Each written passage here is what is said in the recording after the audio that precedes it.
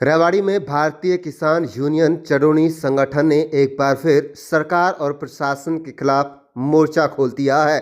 किसानों और मजदूरों की लंबित मांगों को लेकर अनाज मंडी स्थित किसान भवन में बड़ी बैठक के बाद जोरदार विरोध प्रदर्शन किया गया। जिले भर से पहुंचे किसानों ने संगठन को मजबूत करने की रणनीति बनाई और फिर जुलूस की शक्ल में लघु सचिवालय को कूच किए। सचिवालय पहुंचने पर भारी पुलिस बल तैनात मिला और किसानों को गेट पर ही रोक दिया गया। प्रशासन की ओर से डीडीपीओ एचपी बंसल ज्ञापन लेने पहुंचे, लेकिन किसानों ने जिला उपायुक्त से कम अधिकारी को ज्ञापन देने से इनकार कर दिया। किसानों का कहना है कि वो बार बार ज्ञापन देकर थक चुके हैं, लेकिन समस्याओं का समाधान नहीं हुआ। इसी बीच जिला उपायुक्त अभिषेक मीणा ने किसानों को अंदर बुलाकर ज्ञापन लिया और मांगों को गंभीरता से आगे बढ़ाने का आश्वासन दिया गया।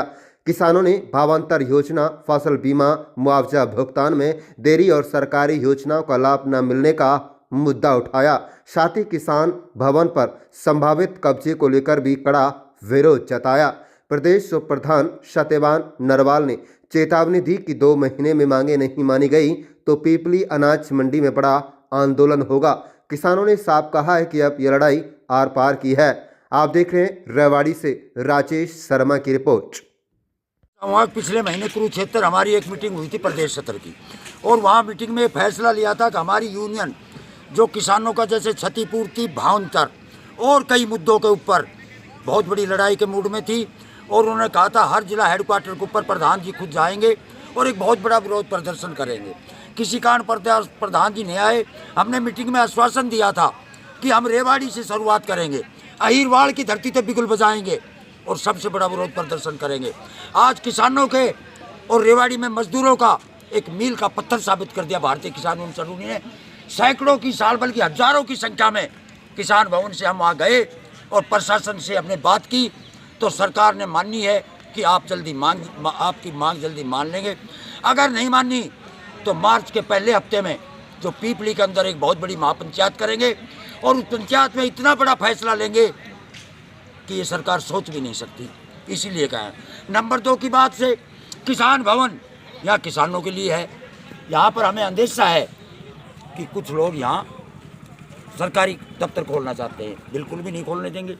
और जहाँ या तो भावांतर दे दो या क्षतिपूर्ति दे दो, हमारी सरकार तो यही मांग से एक तो किसानों को दिवा के मानेंगे। आज जो बेसिकली आंदोलन था, हमारी कुछ मांगे थी दक्षिण हरियाणा की और रेवाड़ी की भी जो मांगे थी। जो मेन तो था कि हमारा भावांतर वाला पैसा अभी तक नहीं आता था। क्षतिपूर्ति पोर्टल पे जो लागू किया था सरकार ने, और जो बीमा जो पॉलिसी थी वो कोई भी सक्सेसफुल हो नहीं पाई अब तक। हम बार बार धरना देते रहे लेकिन हमारी मांगे मांगी नहीं गई। तो आज ये मान के चलिए कि भारतीय किसान यूनियन चडोनी ने एक रेवाड़ी से आंदोलन की शुरुआत कर दी है, क्योंकि हम बार बार गए लेकिन सरकार ने हमारी मांगे अभी तक मांगी नहीं। हम बार बार 3 साल से कंटिन्यू ज्ञापन देते आए थे, तो सरकार को भी चेतावनी दे दी कि ज्ञापन का लास्ट है। अगर इस पे हमारी बात मानती है तो ठीक है, नहीं तो यहाँ से आज आंदोलन की शुरुआत है। फिर भारतीय किसान यूनियन चडोनी ने आंदोलन की शुरुआत कर दी है आज से। देखिए, हमारा स्पष्ट चेतावनी है यहाँ के प्रशासन को और सरकार को भी। ये किसान भवन चौधरी छोटूराम ने जो मंडियों की व्यवस्था की थी, ये किसानों के लिए आराम करने के लिए, रात में रुकने के लिए, दिन में रुकने के लिए, उसके पशु बैलगाड़ी के लिए, उसके लिए व्यवस्था की गई थी, ना कि किसी सरकारी दूसरी संस्था के लिए। ये वास्तव में जहाँ भी मंडियाँ हैं, किसान भवन बनता हो, किसानों की सुविधा के लिए बनता है। हम चेतावनी देना चाहते हैं, अगर यहाँ किसान भवन में कोई सरकारी संस्था और कोई प्राइवेट दफ्तर खोलने की कोशिश की तो सीधी वो हमारी चेतावनी है, वो किसी भी सूरत पे स्वीकार नहीं की जाएगी। और ये इस बात को हमने लोगों में प्रचार किया है, भाई ऐसे हमारे किसान भवन पे डाका डालने जा रहा है, तो लोगों ने भी इसमें स्वीकार किया। देखिए, हमारी जो वकील हैं लेडीज, इन्होंने भी सही माना है कानूनी तरीके से भी, और हमारी महिलाएं और काफ़ी बुजुर्गों ने हमारा आज समर्थन किया है। फिर आपके चैनल के माध्यम से हम चेतावनी देना चाहते हैं, ये किसान भवन किसानों का, हर किसानों का ही रहेगा।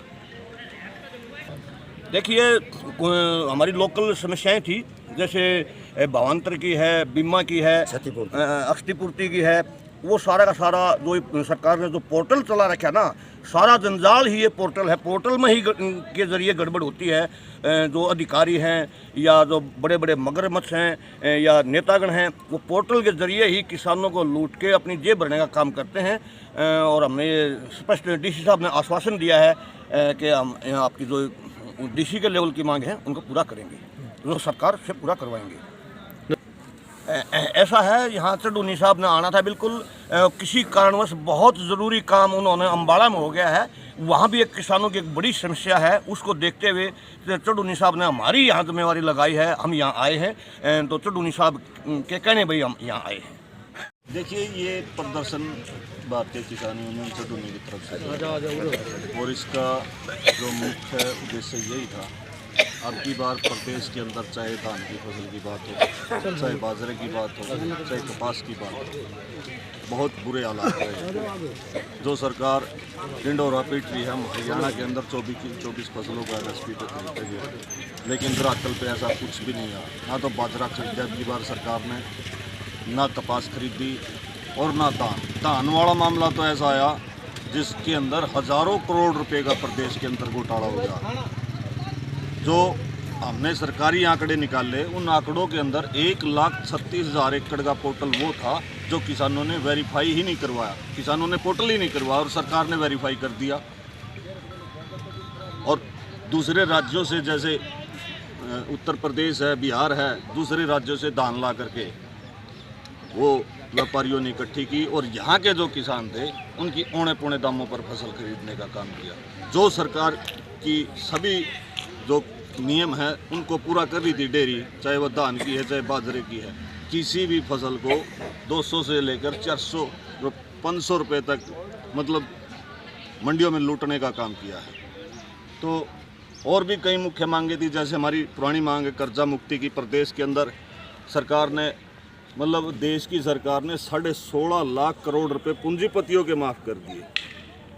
आज किसान कर्जा माफ़ी की क्यों कह रहा है?